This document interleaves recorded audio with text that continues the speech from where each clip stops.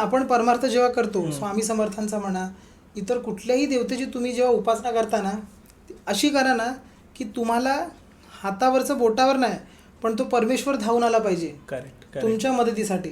आमच्या घरातला एक किस्सा सांगतो तुम्हाला. आमच्या काकीच्याच घरातला आहे. ओके. ते त्यांचं घर, खिडकी आणि स्वामींचा फोटो असा समोरासमोरच होता. काकी आमची राहते 7व्या फ्लोअरवरती आणि नवीन कन्स्ट्रक्शन होतं घरामध्ये. आणि घरामध्ये काकी एकटीच. ती गॅलरीमध्ये म्हणून गेली आतमध्ये, काच साफ करावी म्हणून, आणि खिडकी बंद झाली. ओके. आणि 7व्या फ्लोअरवरती गॅलरीला कठडच नाही.